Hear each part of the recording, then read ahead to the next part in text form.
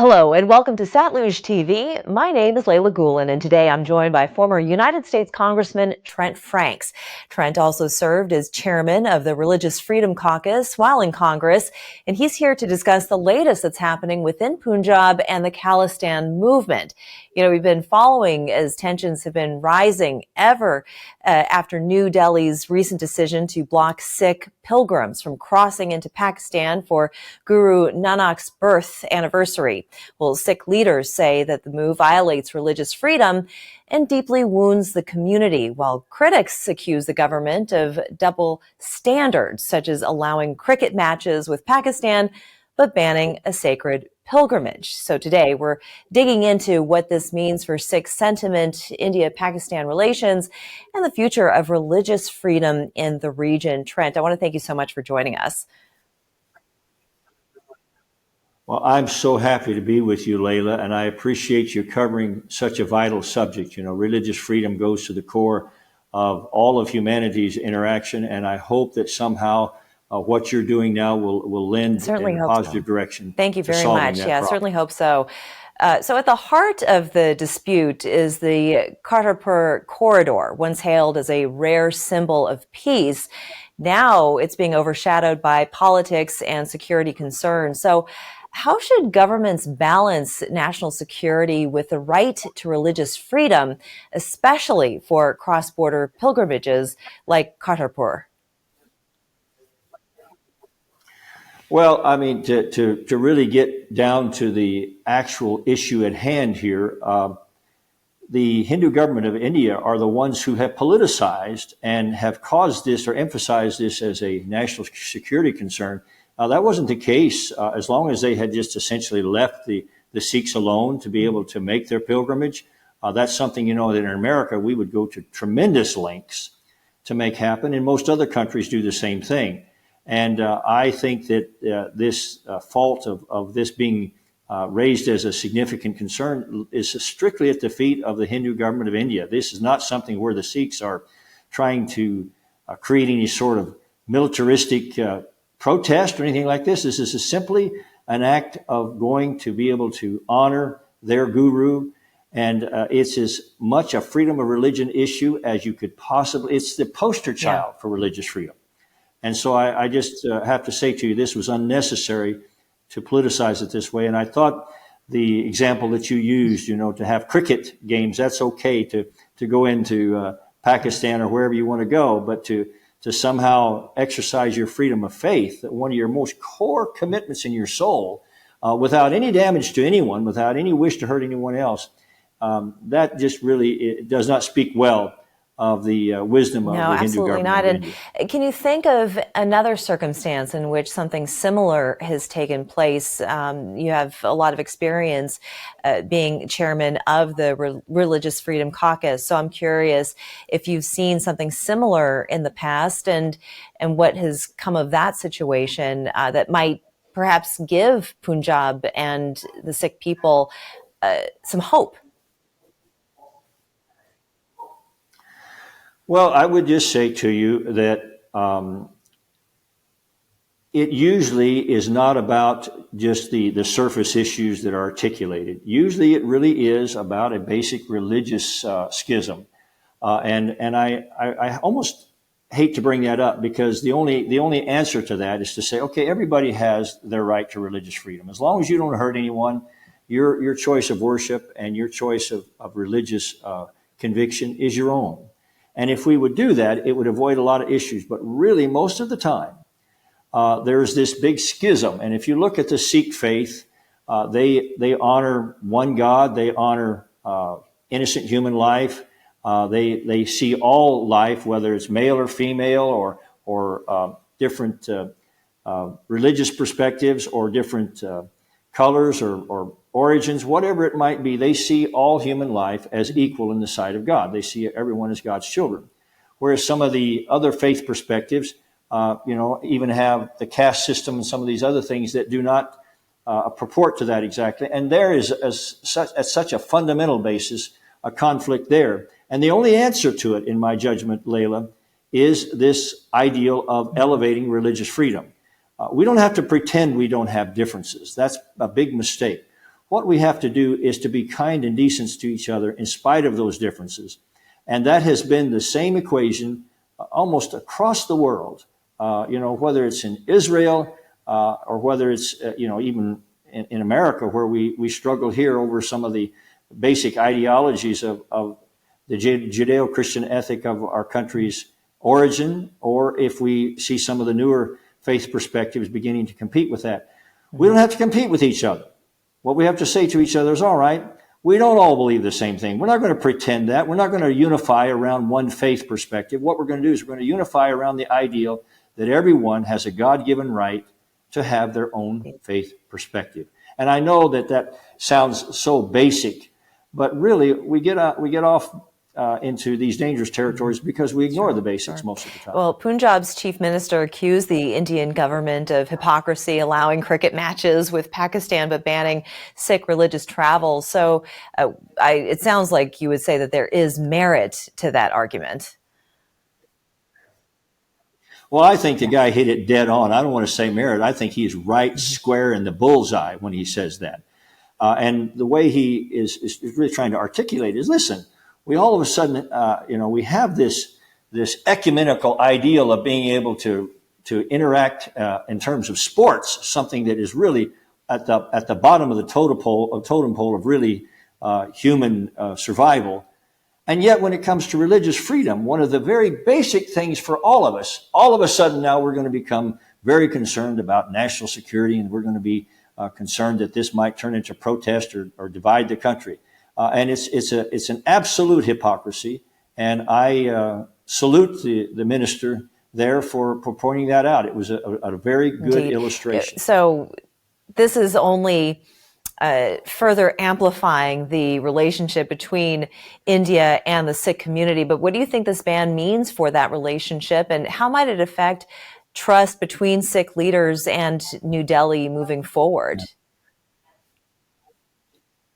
Well, I think that probably your question is very appropriate, Leyla, because I think that's where the Indian government is making their biggest mistake in trying to resist or stomp out religious freedom on the basis of the Sikh people, since there is this fundamental schism in the two faith perspectives. They are, I think, making a terrible mistake because they're actually fomenting division, and they're fomenting problems that would otherwise not exist. And if they're really concerned about religious freedom, like they say they are, then it has to be demonstrated. And if they do that, they will go a long way toward, I believe, underscoring their national security. Because fundamentally, if a country is terribly divided and feels ostracized between faith perspectives, that country doesn't have unity. And unity is a very vital component to national security. I mean, when we're all together and fighting together to protect our own country, we have a much greater opportunity to maintain national security than we do when we're divided. And everyone says, we got to be unified, but you can never be unified for unity's sake. You have to gather around some vital, fundamental points that everyone can agree on.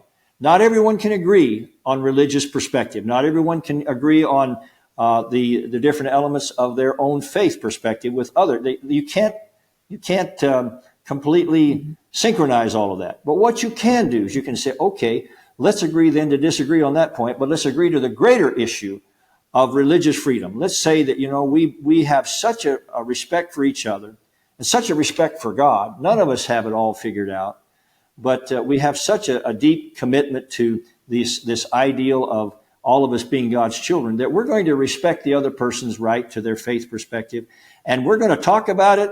We have the religious freedom doesn't mean that you just be quiet and don't ever discuss anything that is of a religious nature for fear of offending someone. No, we're going to be offended now and then from the different ideals that pop up between us. That's going to happen.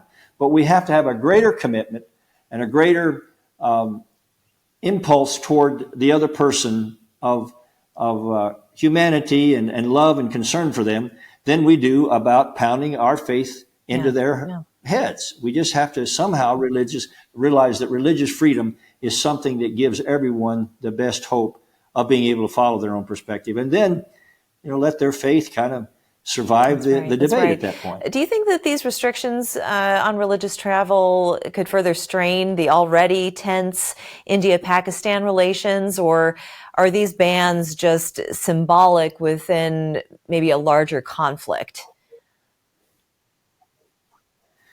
Well, other than maybe just an outright military attack against the Sikhs, I can't figure out any better way to alienate people than to tell them that they cannot honor their faith and their God. I mean, across the world, religious persecution has been kind of the story of some of the greatest ugliness that's ever occurred, and also the greatest victories that have ever occurred. When people rise up and are able to lay hold on their religious freedom, lay hold on their ability to worship God as they choose, it's a happy story most of the time. So I think that your question is dead on. This is not only dangerous, but it is a perfect way to create and foment disunity. It's a perfect way to create a fight among everyone, because people, this miracle of life is a fundamentally magnificent thing. And we all look out at a trillion light years of stars that we can't, of course, see. And we all are amazed at the whole notion of creation. And we realize that there's something out there beyond time and space that spells God. And we wonder what that's all about. And none of us has a perfect answer, a perfect understanding of it. I don't think that's given to us by God to know what his ultimate purpose is. I come from a Christian perspective, but I absolutely embrace the Sikh people. I embrace any people on this earth because they're God's children. Now, do I think that we should all try to figure out the best way to pursue God the best we can? Sure, I do. And do I think that my faith is the best one? Of course I do. But my faith, Jesus said, "Behold, I stand at the door and knock. Not get out of the way. I'm coming through." We have to make sure that we love each other enough to respect each other's religious freedom, and to do otherwise is probably one of the greatest mechanisms for disunity, for contention, for violence, for anything. I mean, it's a very dangerous thing, and it doesn't have to be that way. We just got to be nice to each other. Well, here's a little bit of history. So since the Kartarpur corridor was celebrated as a rare peace initiative in 2019, I'm curious, how damaging is this ban to the corridor's credibility and even its long-term success? 2019 wasn't that long ago. Well, I think in the part that hurts me the most, Leyla, is the fact that it seems like such a waste of all the goodwill that was achieved in this initiative. There's a lot of good things that have come from that. And if left to itself, I think it would continue to go in that direction. I think it could be a real blessing to the whole region, and to even the national construct that's in that region. So I think it's sad in a way. It's more heartbreaking than it is anything else that we all of a sudden we would take all of this accumulated goodwill and just cast it aside and try to politicize that whole corridor, and then say it's something, if you're traveling through there for religious purposes, now you can go to a basketball game, or or you can go to a cricket game, or you can go do somersaults in the field, but you cannot travel through here if you're trying to worship your God or to follow the tenets of your faith. And it really is something that somehow the Hindu government has to look past some of their own biases and say, hey, wait a minute.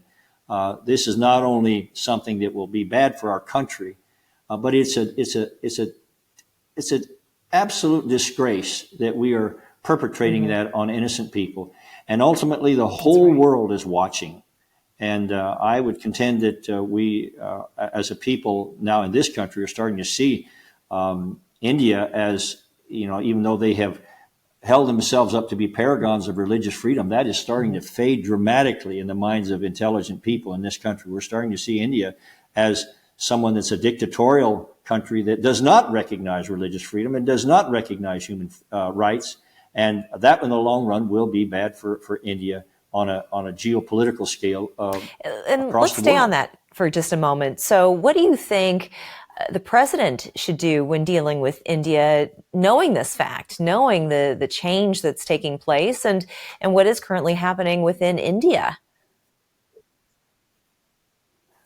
Well, I mean, there are several different facets through which the government of the United States has to interface with Right. the government of India, and Donald Trump is certainly dealing with India in some pretty dramatic ways. You know, the whole tariff circumstance having to do primarily with India's willingness Yeah. to buy Russian oil, and I won't get into try to expand the issue, but I would suggest to you that it's something that India tries to pretend that they're all friends of freedom and friends of the United States, and yet then they buy oil and sustain the war effort of Russia as they've invaded an innocent country in their immediate hemisphere.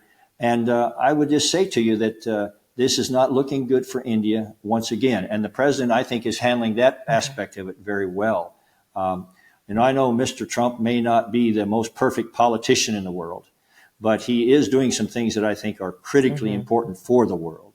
And I absolutely support his posture toward India, trying to say, okay, if you really want to trade with Russia and trade with China, if that's that important to you, in spite of the fact that you know that is a burden on human freedom itself, then don't expect America to stand there and not respond accordingly. So how might the Sikh diaspora, particularly in North America and the UK, use this issue to advocate for international pressure on India or Pakistan regarding Sikh rights? Well, I guess, Layla, that's maybe the highlight here in many ways. They are doing that. With the diaspora of the Sikh population here that is just in America, they've recognized, you know, that they have the ear of the world right now.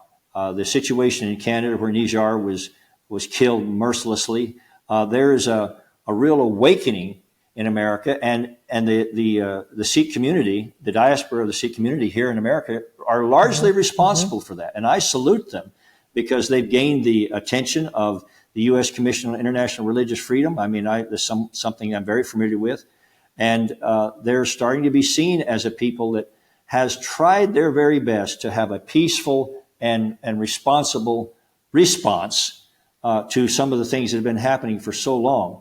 And the Hindu government has tried to make the Sikh people these radical, almost terrorists that they try to, but that is not the case. When you get to know the Sikh people, you begin to see a people that have a tremendous respect for God, a tremendous desire to serve others, a tremendous desire to respect the right to life, the right to freedom, the right to religion, the right to property. They're very responsible people. You know, I have several Sikh friends that and most of them I see wear this bracelet. And there are many aspects I know connected to that, and I would be foolish to try to articulate that on television here. But what touched me about it the most was God, please let this hand not ever harm an innocent human being. Well, if we all had that ideal in our hearts, dear God, what a wonderful world it would be. So I have a great deal of respect for the Sikh people, and I believe that they are on the march to try to not only free their own people, not only let the world see their own plight and their own injustice that's taking place against them, but to be a voice for religious freedom and for being able to reach out to your fellow human beings in a loving, positive, and faithful way that is good for, again, the religion and the cause of freedom and the cause of humanity and the cause of human rights all over the world. They're starting to become a real voice for good in the world. And I have just one last question for you, Congressman. So looking forward, you know, no one has a crystal ball, but what do you think, in your estimation, would be an appropriate response, reaction from the Sikh community to move forward, to move past this, to claim victory as it relates to that religious freedom? I mean, they've got quite a fight on their hands, but they are relentless and extremely hopeful, with a very short timeline of obtaining that freedom of community and culture. So what do you think that it would take for the community to move past this and to gain a foothold? Well, that's probably the most important question of the interview, and I'm thinking that's probably why you saved it for last, and I hope I can do it some kind of justice, Layla. Um, the challenge that is before the Sikh community is very significant because they have every right to be angry. They have every right to be outraged at what's happening. But I think if they will continue to do what they're doing, telling the world their story, not only just in terms of the personal hope that they have of regaining their own place in the world, but as those that would project the ideal for religious freedom for everyone. If they use their platform that they're gaining now more and more to advocate religious freedom for everyone, I think they're going to gain the support of the greater world community. I know that's happening here in America. I think Congress is beginning to see that. They're beginning to see that India has not lived up to its, the Hindu government of India has not lived up to its stated lofty goals of human rights and religious freedom. And if the Sikh people don't resort to violence, if they simply begin to emphasize their story and to show who they are, and to articulate the ideal of human freedom for everyone in a loving way that recognizes the human dignity and the imago Dei of every human soul. I truly believe that they will come out of this victoriously, and I believe that they will ultimately see the Hindu government of India, hopefully see the error of their ways and join the effort for all of us to try to just be able to walk each other home while there's time on this earth to do so. Well, Congressman Trent Franks, I want to thank you so much for joining us today. Well, it's certainly been my honor, Layla, and I appreciate what you're doing. And God bless America. Indeed. God bless Thank you again. world. A very interesting conversation. That's going to wrap it up for us here on Satluj TV. I'm Leyla Gulen.